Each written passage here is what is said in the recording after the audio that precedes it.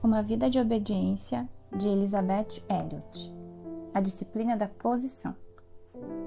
Certo dia, uma amiga me ligou e me perguntou algo que me fez pensar de uma nova forma. Ron e eu não temos ficado muito felizes com os sermões que temos recebido ultimamente. Eu mal sei o que dizer ao pastor quando saímos da igreja e apertamos as mãos. Mas o que mais me incomoda é como honrá-lo. A Bíblia não nos diz para honrarmos todos os homens? E é verdade. Mas que pergunta curiosa para uma jovem mulher moderna. Honra? Quem pensa em honra hoje em dia? Somos todos iguais.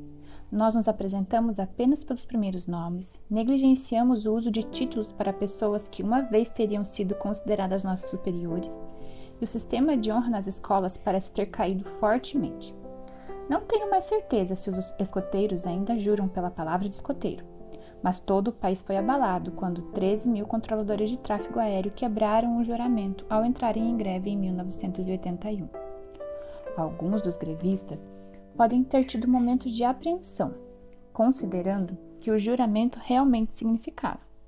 Mas o fato é que eles o fizeram, concordando que o desejo deles por uma semana de 32 horas e um mínimo de $30.642 por ano substituiriam o juramento que haviam assinado. A revista Time, em referência a esse fato, citou William Murray, solicitador-geral da Grã-Bretanha no século XVIII. Nenhum país pode substituir 12 meses onde um juramento não é considerado obrigatório, pois a falta dele deve necessariamente dissolver a sociedade. A Bíblia nos diz que para dar a devida honra a todos, devida significa que se deve, pagável, isto é, não é algo acima e além do chamado do dever, mas algo obrigatório, como as contas, os pedágios ou os impostos. Significa também o mesmo que exigido, assim como o devido cuidado, ou no devido tempo. Não tem nada a ver com os nossos sentimentos sobre nós mesmos ou sobre os outros, a despeito dos controladores de tráfego aéreo. Pagai a todos o que lhe é devido. A quem tributo, tributo, a quem imposto, imposto, a quem respeito, respeito, e a quem honra, honra. A ninguém fiqueis devendo coisa alguma, exceto o amor. Romanos 13, 7 e 8. Aqui devemos enfatizar fortemente que o discípulo está sozinho diante do Senhor, enfrentando sua obrigação principalmente para com o próprio Deus. Deus não lhe perguntará se a outra pessoa cumpriu a parte dela no acordo. Ele pede apenas um coração puro. É suficientemente fácil nos exonerarmos com base no fracasso de outra parte, de uma pessoa, de uma instituição, de uma sociedade, em cumprir sua obrigação, mas a obediência de um discípulo não é contingente. A ninguém fiques devendo coisa alguma. É a única preocupação do indivíduo. Não há nenhuma exigência de que nós nos asseguremos de que os outros nos paguem. Honra significa respeito, alta consideração, reconhecimento de valor. Um cristão enxerga todos os homens como feitos à imagem de Deus. Todos são pecadores também, o que significa que a imagem é manchada, mas é uma imagem divina, capaz de redenção e, portanto, de ser considerada honrosa. Uma fonte de confusão é a definição de respeito. Respeito significa reverência debaixo de Deus, antes de mais nada. Isto é, uma apreciação adequada pela pessoa que Deus fez pelo mesmo motivo de Deus a ter feito. Mas a Bíblia diz que Deus não faz acepção de pessoas, o que significa que Ele não tem favoritos. No mesmo sentido, Tiago diz que somos inconsistentes e que estamos julgando por padrões falsos se tratamos com deferência. Tiago 2:3. Ou seja, se jogamos com os favoritos, como quando prestamos atenção especial ao homem que usa roupas finas. Discriminar alguém por falsas razões é errado. Em um lugar de culto, tanto o homem bem vestido, com anéis de ouro, quanto o pobre homem com roupas gastas deve ser bem-vindo. Essa é uma obrigação cristã. O homem rico, que vem com roupas gastas, porém, ilustra outro lado da moeda do respeito. Jesus contou uma história sobre um homem que foi jogado nas trevas, onde havia choro e ranger de dentes, porque apareceu em um casamento vestido inadequadamente. É claro que o ponto que Jesus estava fazendo nessa história não era o principalmente de respeito, mas a verdade está ali. Recusar a roupa apropriada, que segundo me disseram era habitualmente fornecida pelo anfitrião para aqueles que não podiam pagar, foi uma ofensa. Os ricos que se vestem de forma surrada quando podiam se vestir de maneira respeitável são culpados de honra, de outra forma de favoritismo, o esnobismo inverso. Sei que estou patinando sobre gelo muito fino ao levantar a questão do vestuário, uma vez que por várias décadas isso tem sido considerado pela maioria dos cristãos como de muito pouca ou absolutamente nenhuma importância, uma vez que Deus olha o coração.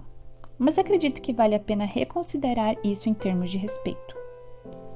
Quando estou disposta a me vestir bem, seja para uma entrevista de trabalho, por exemplo, para um convidado especial que estou entretendo, para um evento social para o qual me sinto honrada por ter sido convidada, isso é uma indicação de meu respeito pelo valor de outra pessoa? Não é um sinal de respeito de um ator pelo seu público e do público pela pessoa que se apresenta quando eles se vestem para a ocasião? Isso pode ser ridicularizado como uma forma de orgulho. Quem você está tentando impressionar? Mas pode ser uma humildade genuína do mesmo tipo que nos levaria a polir a prata, tirar a bela toalha de mesa e colocar luz de velas e flores para alguém muito amado. A atitude dos estudantes, tenho notado, é fortemente influenciada pela vestimenta de um professor, assim como pelos modos dele. Um segundo motivo de confusão em matéria de respeito, além da confusão sobre a definição, é a noção atual de que todos merecem igualdade do tipo olho por olho.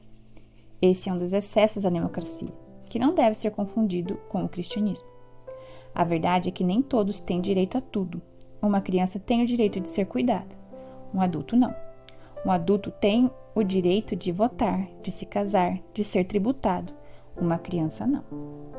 A palavra-chave que nos ajudará a entender algumas distinções extremamente importantes é devido. Quando Pedro nos diz para dar a devida honra a todos, ele passa a especificar 3 maneiras diferentes de obedecer a essa ordem. Amai os irmãos, temei a Deus, honrai o rei. Já observamos que o que é devido é o que se deve. É apropriado, próprio, adequado a essa pessoa em particular. Diferentes tipos de honra e respeito são adequados a diferentes pessoas. E ao discriminarmos, nós o honramos de fato. Nada ilustra isso mais claramente do que o casamento do príncipe Charles com Lady Diana. Em virtude de Charles ser um príncipe herdeiro do trono da Inglaterra, a pompa e o esplendor daquele casamento lhe eram devidos. Era devido, adequado, próprio, tanto quanto era exigido e esperado. O fato de que nossas expectativas foram cumpridas foi uma fonte de grande alegria. Os rostos das multidões testificaram eloquentemente isso. A honra é dada, não é tomada. Se o próprio príncipe Charles tivesse mandado realizar a elaborada cerimônia contra a vontade do monarca ou do povo, não haveria alegria alguma. Ele não o exigiu, sua posição o exigiu. Isso é essencial em nossa compreensão do dever de honrar uns aos outros. Devemos considerar a posição do outro diante de Deus. Dever é outra palavra útil. Significa simplesmente o que é devido, como nos direitos alfandegários que devem ser pagos. Qualquer ação necessária ou apropriada, a própria ocupação ou posição, um senso de obrigação. Centenas de milhares agitaram bandeiras, aplaudiram e torceram enquanto o carro real passava. Cavaleiros elegantemente uniformizados cavalgavam cavalos esplendidamente caparizionados. Assim, a honra apropriada foi oferecida ao príncipe e à princesa. Mas eles, por sua vez, honraram a multidão acenando com a cabeça, sorrindo, acenando com as mãos e aparecendo várias vezes na varanda do palácio de Buckingham, para receber a reivindicação de seus súditos.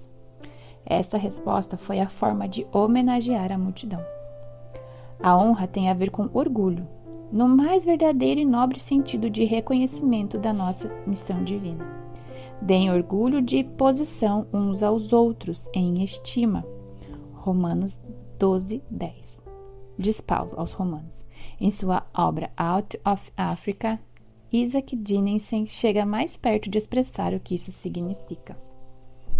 O bárbaro ama seu próprio orgulho e odeia ou não acredita no orgulho dos outros.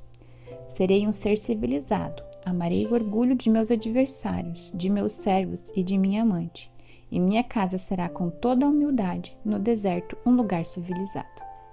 Ame o orgulho de Deus além de todas as coisas e o orgulho de seu próximo como seu próprio orgulho. O orgulho dos leões não os calem em zoológicos. O orgulho de seus cães não os deixe engordar.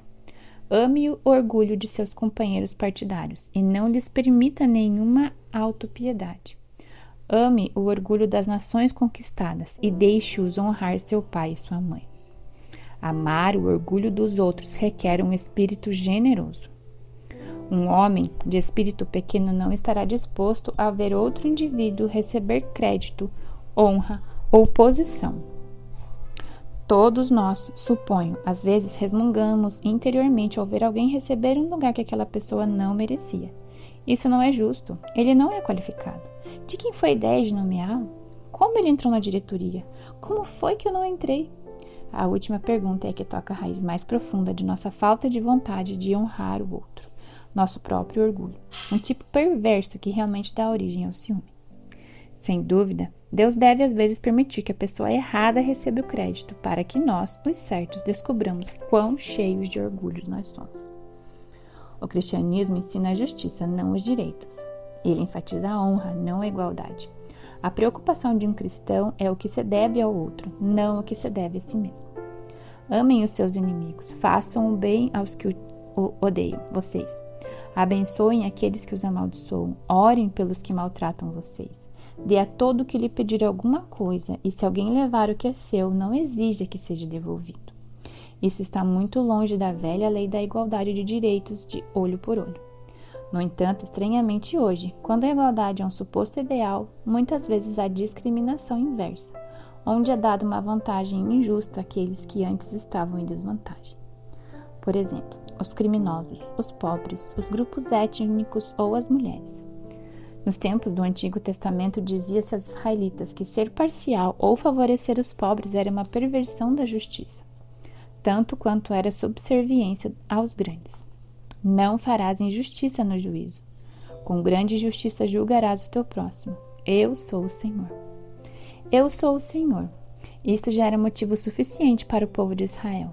Temos ainda mais razão tendo visto a glória de Deus no rosto de Jesus Cristo, que se tornou o Filho do Homem. Ao nos lembrarmos dele, honramos todos os homens.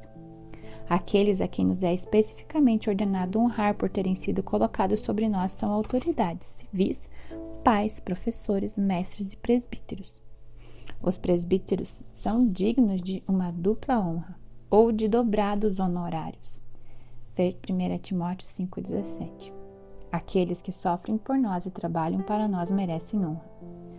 Falando de Epafrodito, seu colega de trabalho e companheiro, Paulo disse aos filipenses para o receberem com todo o prazer e para o honrarem, pois por causa da obra de Cristo chegou ele às portas da morte e se dispôs a dar a própria vida para suprir a vossa carência de socorro para comigo. Filipenses 2,30. Aos Tessalonicenses ele escreveu: Agora vos rogamos, irmãos, que acateis com apreço os que trabalham entre vós e os que vos presidem no Senhor e vos admoestam, e que os tenhais com amor em máxima consideração por causa do trabalho que realizam. 1 Tessalonicenses 5, 12 e 13. Madre Teresa de Calcutá honrou os indigentes e moribundos que jaziam nas ruas da cidade. Ela viu Cristo nas mais tristes migalhas da humanidade e com humildade e amor os reuniu para serem atendidos. Ninguém que não reconhecesse neles a imagem divina faria tal trabalho. O respeito parece ser uma coisa difícil em nossa sociedade atual. Muitos alunos do seminário onde eu costumava ensinar eram residentes. Situação em que, em troca de trabalhos domésticos ou de trabalho no jardim, o estudante recebe um lugar para viver sem precisar pagar aluguel. Ao conversar com alguns deles, descobri que se sentiam ofendidos ao serem tratados como servos. Eles sentiam que deveriam ter recebido um lugar de igual para igual na família. Quando eu salientei que a condição que lhes fora permitido viver lá, alguns dos lugares são verdadeiramente luxuosos, em grandes propriedades à beira-mar, era que eles deveriam servir. Eles pareciam perplexos, não tendo nenhuma concepção da posição de um servo. Um senso de saber o seu lugar é importante para um cristão. Não podemos dar honra devida onde ela é devida, sem um senso de posição. Quem é essa pessoa? Quem sou eu em relação a ela? Somos pessoas que estão debaixo da autoridade a todo momento. devendo honra e respeito a um rei ou a um presidente, aos pais, ao mestre, ao professor, ao marido, ao chefe, aos ministros e anciãos e bispos e, naturalmente, sempre e mais importante, a Cristo. Outro estudante do seminário criticou um certo professor como sendo indisponível. Quando questionado, ele admitiu que o professor proferia suas palestras conforme agendado e que poderia ser encontrado em seu escritório durante as horas indicadas. Porém, ele deixava a sala de aula imediatamente após as palestras e geralmente não era visto no refeitório tomando café com os alunos. Mas isso é tão errado, disse o estudante. Errado? Ele não se relaciona, quero dizer, para começar, ele é o único professor que tenho que não o chama pelo primeiro nome. O jovem não tinha a menor noção de honra ou de dar orgulho de posição. O conselho de Paulo aos escravos ilustra um princípio que nenhum de nós deveria deixar de entender. Todos os servos que estão debaixo de jugo considerem dignos de toda honra o próprio Senhor, para que o nome de Deus e a doutrina não sejam difamados. Também os que têm Senhor crente não o tratem com desrespeito, porque é irmão. Pelo contrário, trabalhem ainda mais, pois ele que partilha do bom serviço é crente e amado. 1 Timóteo 6, do 1 ao 2. Ser um só na fé e no amor não significa ser amigo. Quer estejamos falando de escravos e mestres ou de estudantes e professores, eu tentei ajudar o estudante a ver que ele precisava se preocupar mais em honrar o professor, preservando uma distância respeitosa do que em permanecer com uma ideia mal concebida dos direitos de estudante, que lhe permitiam uma intimidade. Ele tinha o direito a ser ensinado, o qual, como qualquer outro, tem suas limitações. O direito de ser um estudante não é o direito de ser um amigo. Se ele se tornar um amigo do professor, isso seria um privilégio. Honrar aqueles que são nossos superiores legítimos em virtude de ocupar cargos de autoridade sobre nós toma a forma de obediência. O servo não é maior que o seu senhor. O aluno não é maior do que seu professor. A criança não é maior do que seus pais. Em cada caso, quando a obediência é oferecida primeiro a Cristo, a obediência ao superior humano se tornará muito mais fácil. O padrão de serviço também deve ser amplamente melhorado.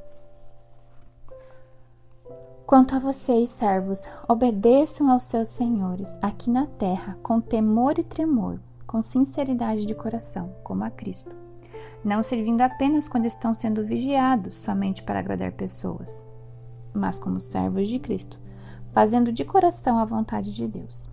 Sirvam de boa vontade, como se estivessem trabalhando para o Senhor e não para pessoas, sabendo que cada um, se fizer alguma coisa boa, receberá isso outra vez do Senhor, seja servo, seja livre.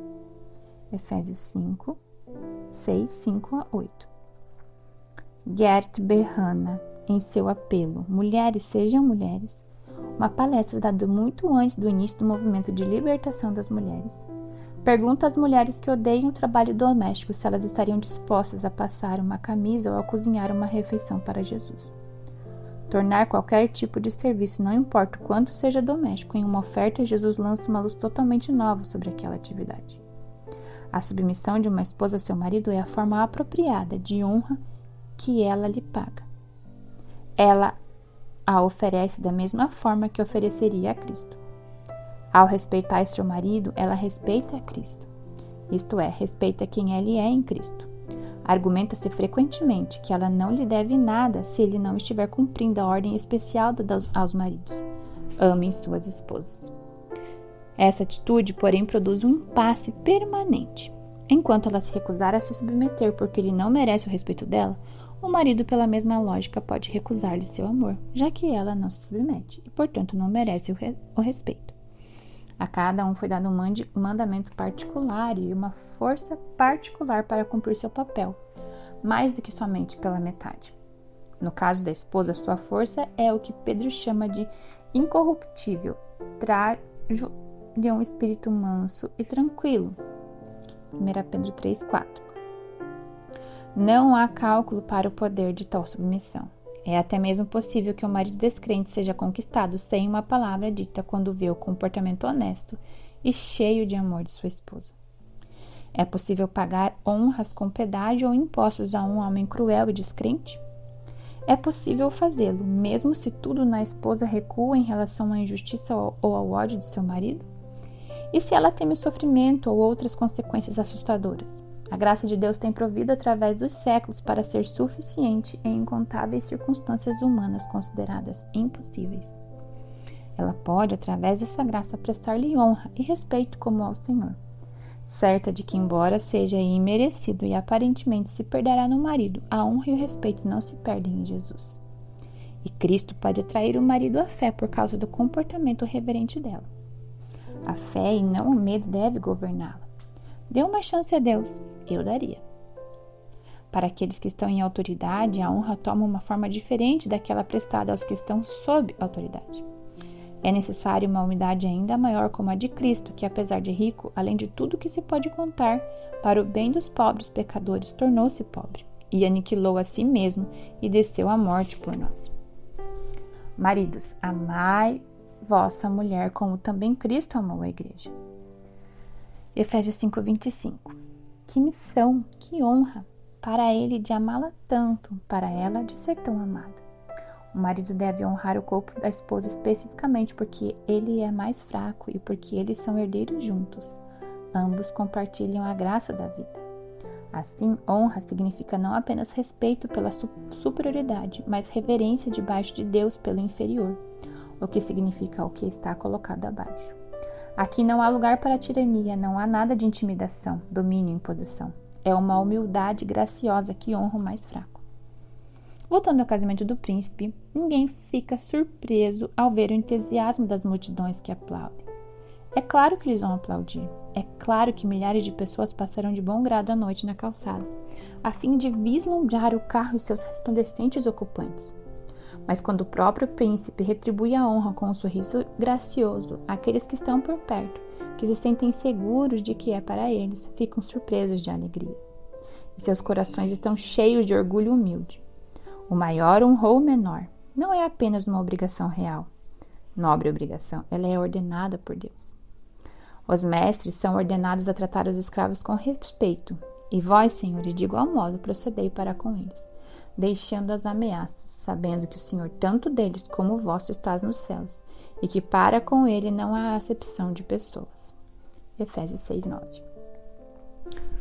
Honra especial é devida aos fracos, que assim como os escravos não estão em posições de poder. Viúvas que não tiveram filhos ou netos receberam status especial de honra. Ver 1 Timóteo 5, 3-4. Os filhos também devem receber a devida honra. E vós, pais, não provoquei vossos filhos à ira, mas criai-os na disciplina e na demonstração do Senhor. Isso é justo. Os direitos dos filhos incluem serem cuidados física, espiritual e mentalmente, mas certamente não incluem o direito de serem ouvidos em assuntos sobre os quais não sabem ou de serem tratados como iguais aos pais e professores. Conceder-lhes esse direito é enganá-los, é uma desonra, pois o priva da liberdade, a liberdade de serem filhos, e de justiça, o tratamento justo dos filhos. Honrá-los, portanto, é conceder-lhes quaisquer privilégios e responsabilidades que sejam justos e que possam ser exercidos adequadamente. Nosso grande modelo disso, como em todos os outros aspectos da vida disciplinada, é Jesus. A honra foi seu próprio modo de existência. Pouco antes de ser crucificado, ele orou ao seu Pai, referindo-se à conclusão de tudo que o Pai lhe havia dado para fazer, como sendo a forma pela qual ele, Cristo, o havia honrado.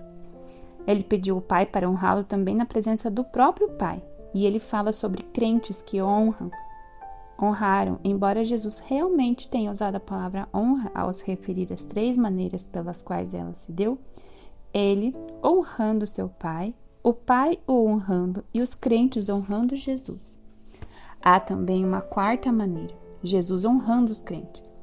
Ela está implícita durante toda a oração em frases como: manifestarei o teu nome aos homens que me deste do mundo, porque eu lhes tenho transmitido as palavras que me deste. É por eles que eu rogo, por aqueles que me deste. Assim como tu me enviaste ao mundo, também eu os enviei ao mundo. João 17, 6, 8, 9, 18. Há alguma honra a ser comparada, do nosso ponto de vista, ao fato de o Senhor dos Senhores e Rei dos Reis ter parado para elevar-nos, os homens, à Trindade? A medida da humilhação de Cristo e a medida da honra que nos foi conferida. Notas da Bíblia de Jerusalém sobre Filipenses 2 dão a seguinte explanação. Cristo, sendo Deus, tinha todas as prerrogativas divinas por direito. Ele não considerava estar em igualdade com Deus como algo a se agarrar ou se segurar. Isso se refere não à sua igualdade por natureza, subsistindo em forma de Deus, a qual Cristo não poderia ter se rendido, mas a esse ser tratado e honrado publicamente como igual a Deus, o que era uma coisa da qual Jesus, ao contrário de Adão, em Gênesis 3, 5 e 22, que queria ser visto como Deus, poderia abrir mão e de fato o fez em sua vida humana. Ele se esvaziou. Isso não é tanto uma referência ao fato da encarnação, mas ao modo como ela ocorreu. Aquilo do qual Jesus abriu mão livremente não foi de sua natureza divina, mas da glória a que sua natureza divina lhe deu direito, e que tinha sido dele antes da encarnação. João 17:5, e que normalmente teria sido observável em seu corpo humano. Ele se privou voluntariamente disso para que pudesse ser-lhe devolvido pelo Pai, conforme João 8, 50 e 54, depois de seu sacrifício. Não é de admirar que Paulo então escreva: nada façais por partidarismo ou vanglória, mas por humildade, considerando cada um os outros superiores a si mesmo. Não tenha cada um em vista o que é propriamente seu, senão também cada qual o que é dos outros. Tende em vós o mesmo sentimento que houve também em Cristo Jesus, pois ele, subsistindo em forma de Deus, não julgou como usurpação o ser igual a Deus. Ele não valorizou sua igualdade com Deus, antes a si mesmo se esvaziou, assumindo a forma de um servo, tornando-se em semelhança de homens e reconhecido em figura humana, a si mesmo se humilhou, tornando-se obediente até a morte e morte de cruz. Filipenses 2, do 3 ao 8. Sua renúncia à glória, que a sua natureza divina lhe dava direito, me parece talvez a parte mais incrível de sua humilhação. Sua obediência o capacitou a fazer qualquer coisa, absolutamente qualquer coisa que agradasse ao Pai, sem pensar em como seria. Aquele que tinha conhecido a adoração incessante dos anjos veio a ser um escravo dos homens. Pregar, ensinar, curar os doentes e ressuscitar os mortos eram parte de seu ministério, é claro, e as partes que poderíamos nos considerar dispostos a fazer por Deus, se fosse isso que ele pedisse. Ele podia ser visto como Deus deles, mas Jesus também caminhava quilômetros no calor poeirento. Ele curou e as pessoas se esqueceram de agradecer-lhe. Foi pressionado e acossado por multidões de pessoas exigentes. Ficou cansado, sedento e faminto. Foi seguido, assistido e assediado por líderes religiosos, suspeitos e invejosos e farisaicos, e no final foi açoitado, cuspido e despojado, e teve pregos martelados em suas mãos. Ele renunciou ao direito ou à honra de ser tratado publicamente como igual a Deus. Se eu e você fôssemos solicitados a escrever a descrição de um trabalho de um Salvador, o que constaria na lista? Um olhar cuidadoso sobre o que a vontade do Pai incluiu para o Salvador do mundo nos dará uma pista sobre o que um seguidor dele poderia fazer. Dificilmente esperaríamos que ele tivesse de ir a um casamento de aldeia, que fosse um convidado para o jantar em muitos tipos diferentes de lares, que tomasse em seus braços filhinhos que não passavam de um incômodo para os discípulos, ou que curasse uma mulher que não fosse uma das ovelhas perdidas de Israel. Penso na descrição do trabalho, por exemplo, de um missionário. Meu irmão, Dave Howard, e eu estávamos discutindo a qualificação número 1. Dave esteve ligado às missões e a missionários de uma forma ou de outra durante toda a sua vida. E ele não teve problemas em ver a flexibilidade no topo da lista. Humildade era o que eu havia pensado, mas enquanto falávamos sobre isso, vi que essas duas características realmente se resumem à mesma coisa. O missionário deve ser humilde o suficiente para ser flexível. Hoje em dia, os jovens candidatos são muitas vezes tão altamente treinados que se sentem super qualificados para os trabalhos que precisam ser feitos. A maioria dos pontos de missão precisa desesperadamente de pessoas que estejam dispostas a fazer qualquer coisa que precise ser feita. É bom oferecer-se para o serviço, mas a forma de serviço não deve ser definida de forma muito restrita. É para ministrar, e não para sermos ministrados que somos enviados. Fui ao Equador para fazer um trabalho de tradução da Bíblia, um trabalho que certamente precisa ser feito.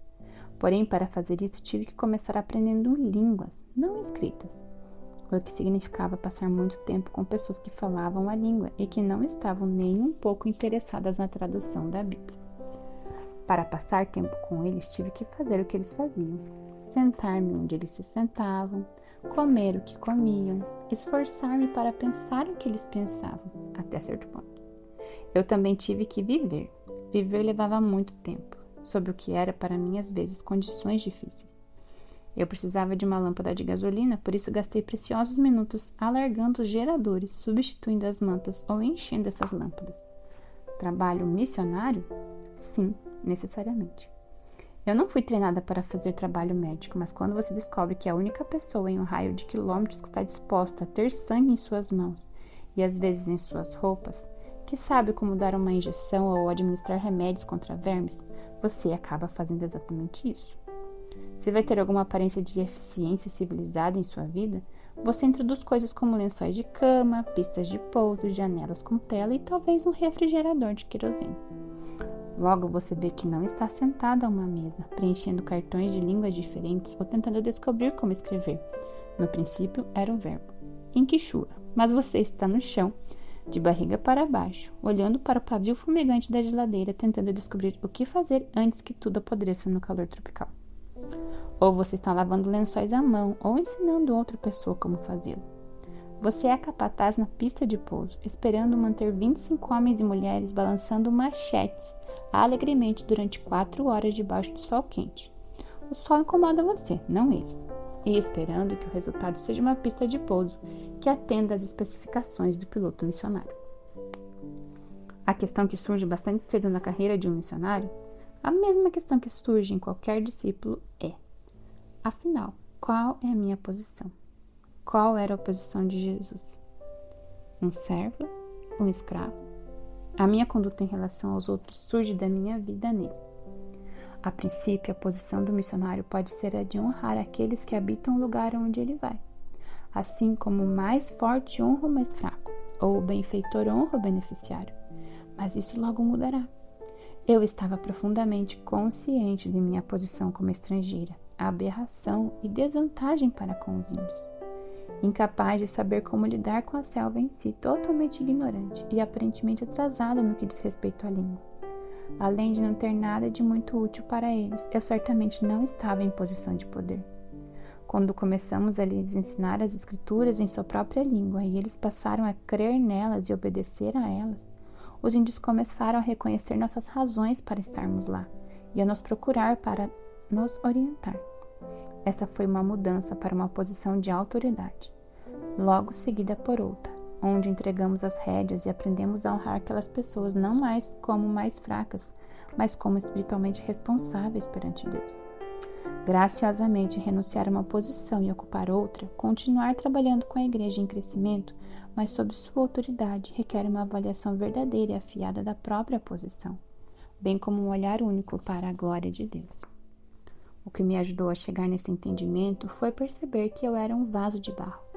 Vi um bom número de panelas de barro em casas indígenas. Elas eram muito comuns, feitas de coisas que se encontravam em quase todos os riachos e facilmente substituíveis.